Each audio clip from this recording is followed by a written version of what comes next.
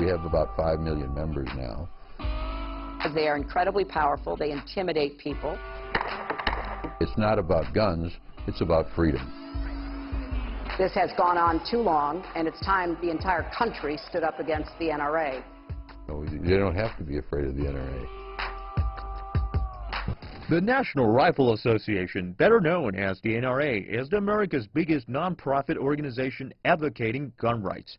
It has been established for nearly 150 years, and many former presidents of U.S. have been members of this organization. David Kean was the NRA's president from 2011 to 2013. He successfully led the organization in foiling attempts by the U.S. government to control guns. Our mission statement is to protect the Second Amendment and the rights of Americans to keep and bear arms, which is guaranteed in the Second Amendment of the Constitution. More specifically, in this sentence that NRA is defending. The Second Amendment in full, the text is a well-regulated militia being necessary to the security of a free state, the right of the people to keep and bear arms shall not be infringed. More fatal gun violence in recent decades has fueled a debate over the Second Amendment. One big debate is about who are militias.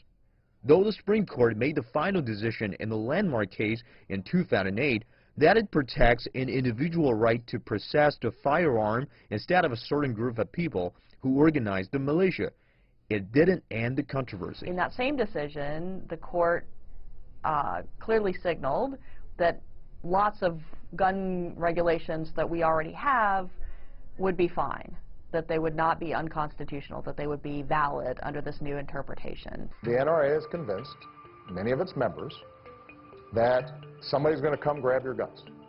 In Obama terms, the U.S. government has put in place the strictest ever gun control measures, including background checks for all gun buyers. But in the face of resistance from organizations such as the NRA, the White House has failed to enhance such controls through legislation. So for American politicians, one of the most important goals is to make sure that they get reelected. The National Rifle Association is organized in such a way that they have voters in every congressional district, and they're organized in every congressional district and in every state. And they're willing to show up at the meetings that politicians hold with their constituents. They're willing to vote solely on this issue. We send to our members a little orange card that grades their candidates. And our members and the people that look to us for leadership trust us. And they say, if this fellow is somebody who supports the Second Amendment, we'll vote for him. And if he doesn't support the Second Amendment, we won't. Guns don't kill people. People kill people. That's the NRA's most famous slogan. Some people may say this sounds reasonable, but frequent attacks has prompted many others to question it. If you and I get in an argument and I punch you, you're very unlikely to die. If I shoot you, you're very likely to die.